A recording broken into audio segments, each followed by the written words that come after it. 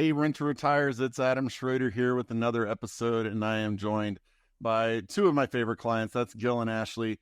Guys, I really appreciate y'all joining us today. Adam, what an amazing time this is. Thanks a lot. We appreciate it. Absolutely. So, just so everybody knows, Gil and Ashley, specifically, Gil is one of the most upbeat people you'll ever meet in your life. Love the energy that comes from them and their real estate passion. So tell everybody a little bit about kind of yourselves, like kind of what led you to think that real estate investing might be the journey that y'all needed to go on to get where you're hoping to go.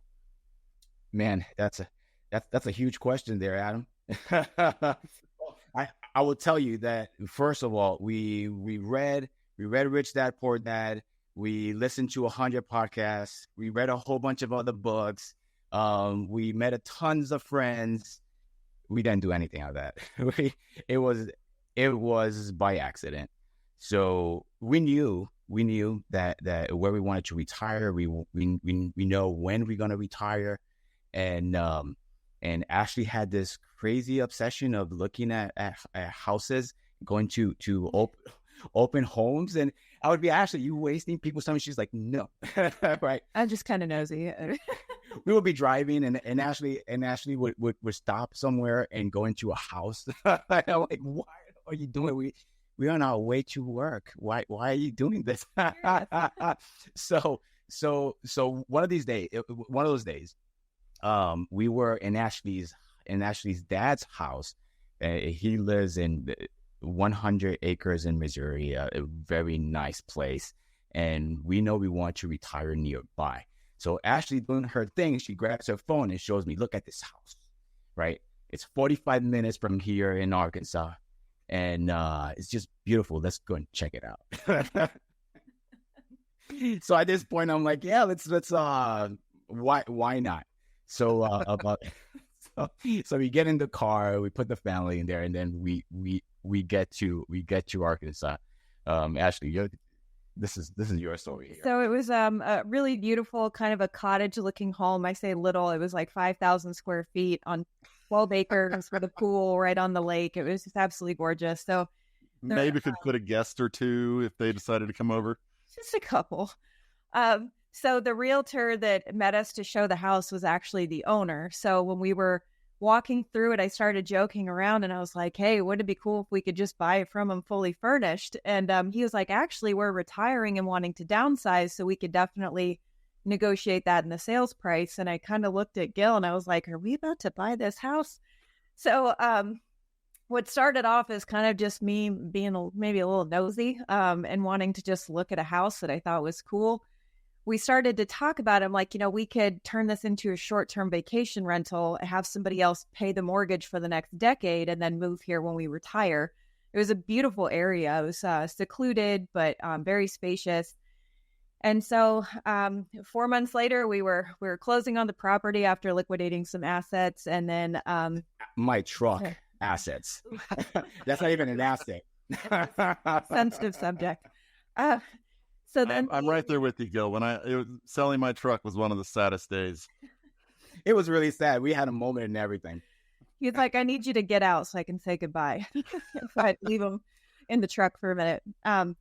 So we rented it back to the sellers for about 4 months while they were building their retirement home. And then in January of 2020, I flew out there for about a week, met my parents, and they helped me, like assemble bunk beds and get all the towels and sheets and all of the things to turn it into essentially a short-term rental, which could sleep up to 20 people. So it was very large in that sense.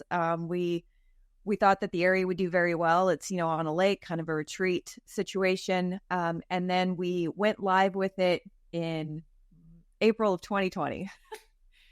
So perfect timing. It was great. It actually rented very well that summer. But big groups of people, big parties, big problems. We had a couple. Our very first guest was a nightmare situation, and small town. It was the property manager. She did her absolute best, but it was very hard for her to maintain good, reliable cleaners and things like that. and then the larger property management company that she worked through, they were not great. So I found out about 6 months after it went live that I was pregnant with our third child, and all the hormones and emotions. And I was like, I can't do this anymore, because we just had some of the guests that we had there were just, they kind of challenged my faith in humanity. So we decided to sell that property once the market started going up. We hit it at a great time. And we ended up getting about $120,000 in pure profit after 18 months of ownership. And so that kind of snowballed into some other ventures after that. So Ashley left the part that I think she did, that we actually, at this point, we are living in Maryland. We are both active duty medical service corps Army officers. So we are stationed in Maryland, and we are doing this. We're doing this somewhere else. We have no education. We don't know how to do this. We are making this stuff up because that's where we want to retire. and Ashley is pregnant. Sometimes I will come down and she'll be crying on the phone, talking with our dear friend Tony, the realtor that lived in the house. She goes down and check it out. There's something crazy is happening. I'm like, what are you doing, Ashley? She's like, leave me alone, right? But she was not having a good time. At this time, I'm busy doing my job. I'm not that interested in it. Then she sold it. Right. Well, we were both also in our masters with 2 kids under 4 and working full time. So it was, ripe opportunity during COVID. Yeah. During the COVID era. We call it the before times. So that happened, and Ashley sells the house. And then I saw the returns, and I'm like, wait a minute, we have to do this again. That's just like, no. You can do it again. And I'm like, I will do this again. This is amazing. I think we bought it, we sold it. It was 18 months. Profit was what, 120 for profit, 18 months. That's not bad. I mean, I could see my wife cry again. That's okay. Let's do it again. So Ashley's like, okay, you do it. So I listened to Ashley. Okay, what went wrong? I tried to get all the lessons learned from it. I'm like, okay, so we need a new property manager, a smaller place probably. Let's do short-term rentals again. We got a condo after. Oh, I have to stop there. We had no idea what a 1031 was either. So that also happened. 120 was no longer 120. No, it was. So we lost about 12 grand in capital gains tax. We had some other expenses from the time trying to set it up. So it kind of worked out, it took off a little bit of the capital gains tax because we were at a loss for a bit. But it worked out in the end, I guess. No, it was good, but then I went and we got a condo in Darien, Georgia. Do you know where Darien, Georgia is? I didn't know. I don't imagine many people do unless they live in a Darien, Georgia. It's a beautiful place, I'll tell you that. It's amazing vibe. Right on the coast of Georgia, really beautiful area. We got another property management company. Not bad. But then we did that. It was a little bit more it was less hands-on than the first one. But that's when we started doing it kind of on purpose, but still without knowing what we were doing. Yeah, I want to ask about that. So you managed a short-term rental from afar. It didn't go well. Deciding to buy another short-term rental, I can understand, but why did y'all decide, hey, let's get something that once again is not close to home? Like what made y'all decide that close to you was not the way to go, and we're okay with the distance thing again?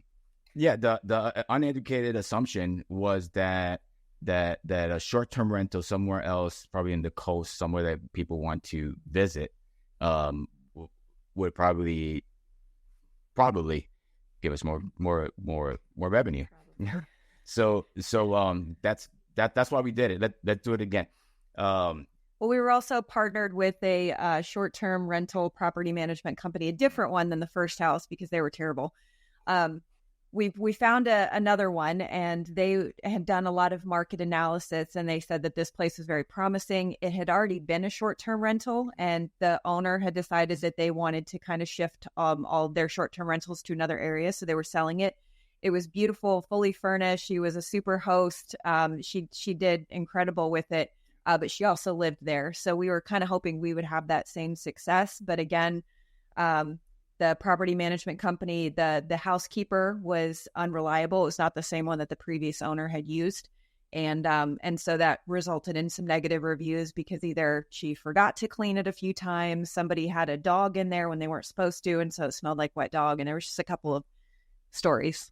So, yeah, people are great. I'm kidding. but after that is when it actually came to be a little bit more serious. I call it when the storm happened. So when was this actually? This was last year. Was it last year? Yeah. Last spring. Last spring. We are both moving from Maryland to San Antonio, Texas. At this point, I met or I don't even know how I got into rent to retirement. Military and a Millionaire. That's what it was. My buddy, he's like, Gil, you have to check out this guy. The first episode that I watched, you guys were there, and I picked up the phone and I called you, Adam, right? Yep. and that's how I started. So at this time, we are preparing to move from Maryland to San Antonio, which means that we have to sell our primary home. We have to purchase a primary home in Texas. Ashley is going to a master's level course, military course in Virginia. And we have 4 months. For 4 months, we have 3 kids, and it just looks like a disaster right now. Well, at least she wasn't pregnant again this time. So that's a positive step, right? Always a possibility. That's what I like about you, Adam. So Gil had thought in the middle of all this, it would be a perfect time to purchase another rental property. Because why not? We sold the Darien condo, and then 1031 exchanged it. That was a different one. Sorry. So we were in the process of selling the Darien condo, and then he decided we wanted to buy that first long-term rental in Florida. So I'm up in Virginia, and we're trying to notarize and get things signed and mail stuff and trying to get the closing window and all of that. It was absolute chaos. I had no problem with it. Our family was dispersed in like 4 different states at the time because my parents and me and Gil, and it was. No, we had a whole operation on a timeline, different timelines with different calendars of how we're going to move and make this happen. So we sold over there. Oh, Ashley had to travel to San Antonio between her classes. She signed while I was coming down here. It was a perfect storm, but I have to highlight perfect. We survived. So Ashley's like, I don't think this is a good time to do this. I'm like, this is absolutely the time to do this. Don't worry, we got this. So that's when we purchased the first rental in Lehigh. At the same time, I think we are closing, and I tell Ashley I have to do this again, and she tells me you have a problem. I'm like, yes, we have to do this again, and probably a month after, a month or the same month after we close in Lehigh, I'm already putting the condo on the market, right? So we are selling that one. And I remember texting you, Adam, we're about to close probably in 2 days. How does this 1031 thing work? And you replied, call me. So at this time, I think the fuel to this fire was we had sold our Maryland home. And again, we had hit the market at a really good time, and that area was just exploding. So we made a pretty substantial profit on that home, and then decided to use a lot of the proceeds to put into buying more houses, because that's what we do. Yeah, it worked out. It worked out well, and then early this year, that's a few months after that, we purchased our third one in Alabama. Eva, Alabama. Yeah, and it is all three deals were great. The thing is, the first one that we purchased, big mistakes. People were fired. We did something totally different. The second one, it was a mess. And then the third one was great. Yeah, y'all hit Southwest Florida at just the wrong time. Unfortunately, that was the time when all the new construction was coming to a head, and unfortunately the rents were softening a little bit, which is why we went to Alabama, because we had a tenant in place. Like, numbers look good, tenants in place. Let's focus here and get something good. So and that was great, right? So the Lehigh one, we saw all that construction. So we saw the risk. So we tried to mitigate the risk, everything possible. So we had a chunk of money aside to cover any gaps. We had gaps, but we were planning for that. The second one was also in Florida. It had a gap, but it wasn't that significant, like the Lehigh one. It had great things though. We learned a lot. We made tons of friends while we were doing this, and partners. And you and Zach were kind of, there with us through the whole thing. So we appreciated you guys kind of sticking it out. Yeah. We learned really fast that the real estate industry wasn't a real estate business. The real estate industry is a people's business. So it's not about that deal. It's not about the second deal. It's about that community that you develop while you're experiencing the journey. And I'm forever grateful for the reach back that I have to you guys. It's a game changer, huge game changer, because it doesn't stop there. So what's the long-term goal? I mean, we're obviously going back to short-term rentals on the coast, right? That's the next step, right? That's so funny. Probably not now. We remain flexible. But no, not right now. Right now. And Zach could tell you this. I talked with Zach, and this was this May. I'm like, hey, Zach, I think I'm going to get into multifamily, like commercial multifamily. Oh, wow, going big. So, I mean, we got to San Antonio. I told you, those questionable eyes there, actually. I told you I have a problem, right? I have a problem. So got to San Antonio, and the first thing I want to do, I want to meet more people that know real estate. I want to know where I'm at. So I get into bigger pockets. I write up this thing. Hey, this is me. I'm new in San Antonio. Who's around? And I got an invite for a meetup. So I go to this meetup and met amazing people that been in San Antonio for a long time, doing really good things here. And I met this guy, and he asked me if I do commercial multifamily, and I said no, but I'm interested after I retire. Planning to retire in about 3-4 years, and I would like to start that. Then he asked me, why wait? Why not now? Why not now? He said, why not now? And I did not have an answer to that. So the obvious next thing that I had to do, jump in the deep end, right into the deep end is what he does. So I remember going to a business trip, coming back up late, like 1:00 in the morning and back. And the next day I'm in this multifamily day orientation. And this is probably 2 days after I talked to this guy. Oh no, that wasn't a trip. That was surgery. No, not yet. Not that one? No, not that okay. one. Different story. No, not that one. But we getting there. So I get there.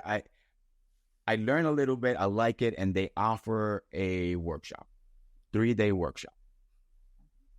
I'm like, okay, got it. And I'm paying attention to, because I did talk with Zach, and Zach gave me a good advice, great advice that without that, I'm just going to say really good advice. And without that, you two may not be sitting next to each other. You might be on opposite sides of the room. Is that what I'm hearing? Oh, maybe. Maybe. Have you seen the smile? That's true.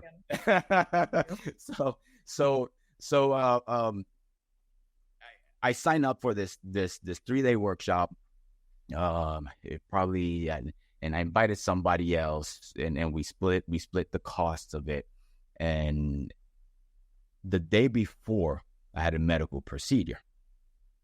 Yep, the day before I had a medical procedure where they find something. And the doctor, after I wake up from the procedure, tells me, Gil, you need to go get an MRI tomorrow. And I told the doc, can we wait till Monday? I got a thing. His appendix was showing signs of like bursting at any moment. He's showing me the hasn't happened yet. He's like, I don't know if you understand. He shows me a picture of my appendix. It has pus. I'm like, what?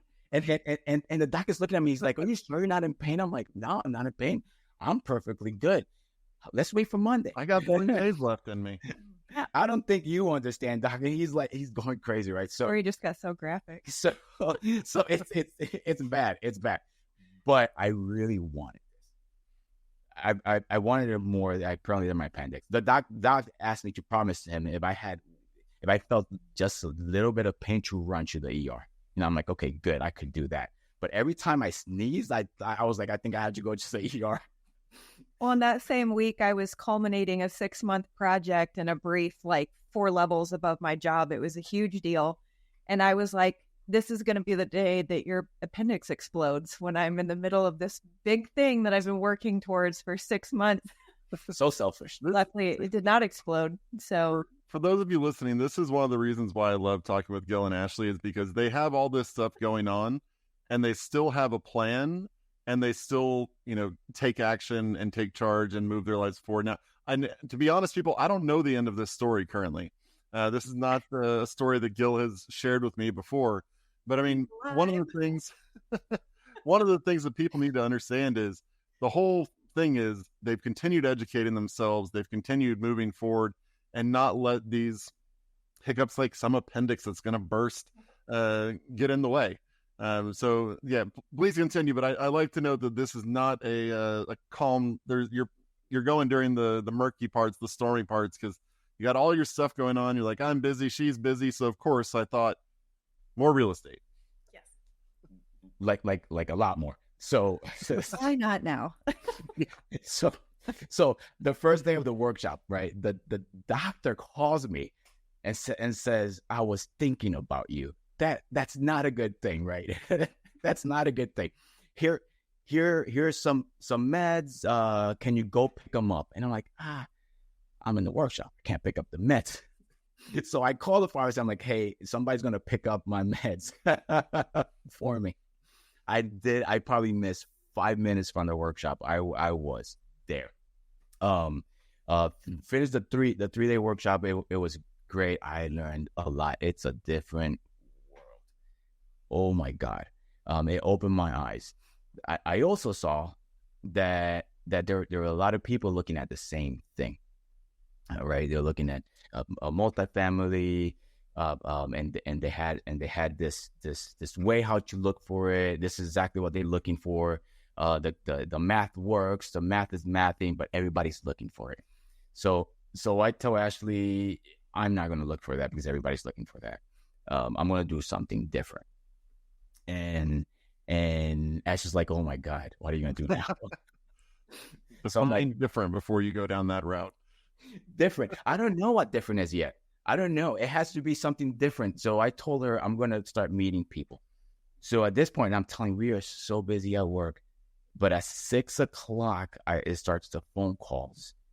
And I met at least between 1 to 3 new people a day for a few weeks.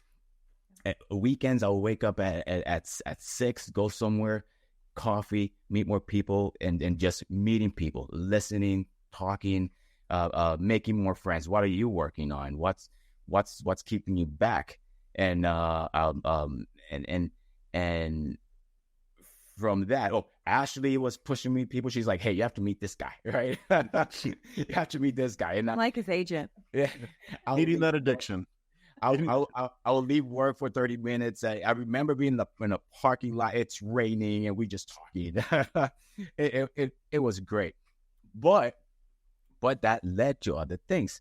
Now we are in the middle of working two really cool projects. I want to say one is assisted living, luxury assisted living in this area.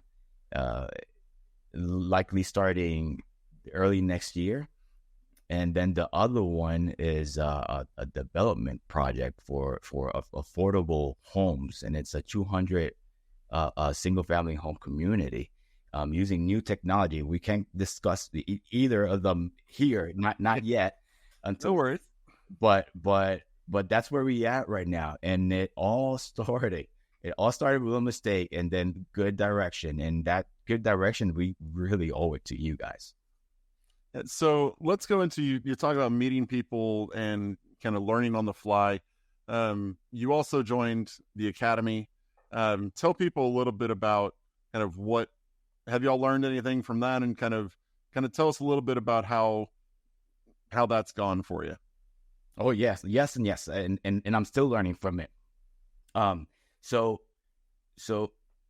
I see the Academy like a GPS. I know where I'm at right now. I know my destination, but I don't know how to get there. So that direction from that Academy and the reach back that we have to you guys, it's how we are getting there. It's fantastic. I see myself going back into the Academy, going back to previous videos or previous instructions, or going fast forward to listen to more things that you can't really find on YouTube. It's pretty amazing, and I'm like, this is gold. But let me tell you the story of how I got into the Academy. This is great. There's always an easy story with Gil. This is great. So this is my life, Adam. So it comes out, and when I joined Retro Retirement, there was no Academy, and this was after the second home, right? We bought a second home, and then you guys announced an Academy. In fact, you guys didn't announce Academy, but there's a webinar, right? And I tell Ashley I'm going to join this webinar this day, this time. And Ashley tells me, Gil, we're going to a concert that day. Right? Remember that? I do. We were in a concert up front. I mean, sweat coming down. And I had an earpiece. I had 2 earpieces listening to the webinar. I have my phone over here, and I'm doing like this, and I phone. And right after that concert, it ends like simultaneously. It was amazing. I signed up. It was a no-brainer. I'm not sure if you're still doing this, but at that time, the money that I was going to put into the Academy was going to go to my next investment, and I was planning to do it anyways. So let's just do it. And plus, I know. Again, like I told you before, this is not a real estate business; it's a people's business. I want to invest in rent to retirement as well. I need to give back to them because they gave me so much, and my family so much. You guys are part of our long-term goal, and our lines of efforts just have real estate. I mean, you guys all over it. That's the way we're going to succeed. And I don't, so right now I don't see it differently. Plus you'd already missed the concert, so you may as well have. I enjoyed it. There you go. She enjoyed it for 2. Yep. But that's how I got. I think I told Zach that. He's like, wait, what? And I'm like, yeah. I think if you really want something, you're just gonna do it. I mean, I don't think if you need somebody else to motivate you, you're not gonna do it. I mean, you need to be like that self motivation needs to be there. You need to be able to look at the risk, look at the possible gains, mitigate that risk, and just go, man. That at least that's how I live, and that's why I have so many bruises. but I haven't. I told you I talked to a lot of people, and some of the people that I've been talking to, they're very successful, like extremely successful, and none of these stories, or all of the stories, have something in common, which is like, yeah, I made mistakes, and the other thing in common was I didn't give up, and something that I heard once or I saw was that a black belt is a white belt that never gave up. So that's how we do it, one punch at a time, and having the right people, the right tools with us, we know we'll get there, and we're getting there really fast, but it's because of you guys. And not passing up those opportunities when they present themselves. Oh no, not a concert, not possible surgery, not a move. You just have to do it. I will say that reminded me, I saw, and this was funny because it was a kid wearing it, like literally a probably 10-year-old that I saw recently that I loved. It says, I've never lost, I've won, and I've learned. I saw that shirt and I was like, that's a really good mindset to have. I mean, like, obviously I don't know if the 10-year-old had that mindset, but like looking at the shirt, I'm like, yeah, that's really true. Great. This was also at a chess tournament, so maybe they actually just wanted to tell people they've never lost. So so no, that's great. I call it Life University, and in the other universities we go, we spend a lot of money, and my idea, if it's not technical, you don't bring a lot. You don't use it a lot. If you're not going to school to be a medical provider or an engineer or something that needs like that technical skill, I don't know. To me, and this is just my opinion, I think it might be a waste of time, a waste of money. Experiences is great. I mean, my experience was boring. At least that's what I tell her. I don't think there's much in your life that's been boring, Gil. He was like the Van Wilder of Puerto Rico. It was a good time. And so the University of Life is going to cost a little bit, but you're going to learn a lot. And every time something like that happens, I just learn a lesson. And the important thing is just to capture that lesson and to do it better and always improving. We've had some very expensive uh-ohs along the way, but in the end, it's always worked out. And we just always have that mindset of like, hey, this is going to happen. And not if, but when it does, we just need to be prepared to just kind of be like, okay, well, that's another lesson learned, and just push past it and keep going to try to, make up that ground.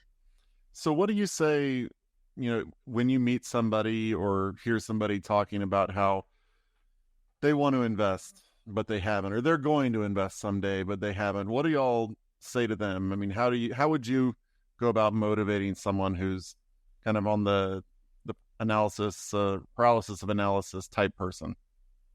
Well, it happens a lot. It does happen a lot. And I've found that it doesn't matter what I tell them, they're likely not going to do it. If they don't have that self-motivation, they're just not going to do it.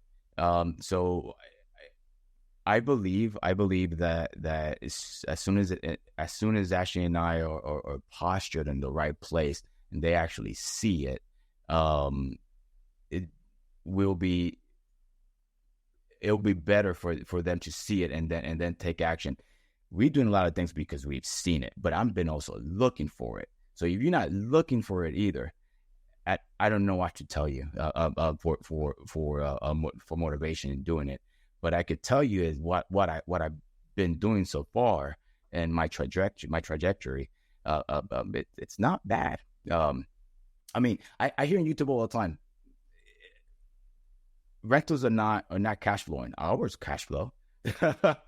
Ours cash flow. And I still consider myself a newbie. But guess what? I saw the risk and I mitigated the risk. What that mitigation was rent to retirement.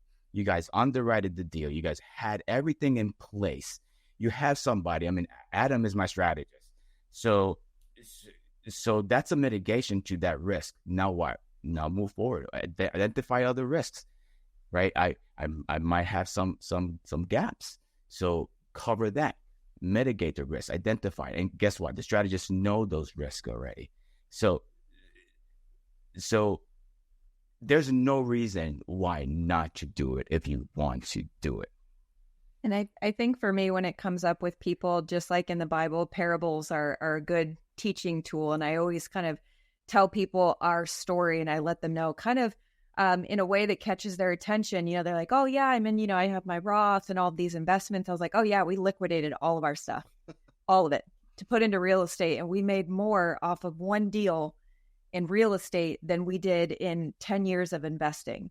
So it's kind of giving people that shock value, that, shock factor of, oh my gosh, so this could actually work. And then I always tell them like, hey, but we don't do it alone. We have people in our corner. And I always tell them about, rent to retirement and letting them know some of the connections and the relationships that we've built and letting them know it's like, hey, we didn't figure this out by ourselves. We had great people that helped us along the way and they can help you too. Yeah. Hopefully they see it and it will get to them. But what I could tell everybody right now, you have to you need to subscribe, comment below, and you need to connect. So subscribe, comment, connect. Get into their link, connect with one of them, connect with us. I like to talk. So send us an email and we'll take it from there. If you're in San Antonio, I love whiskey, coffee.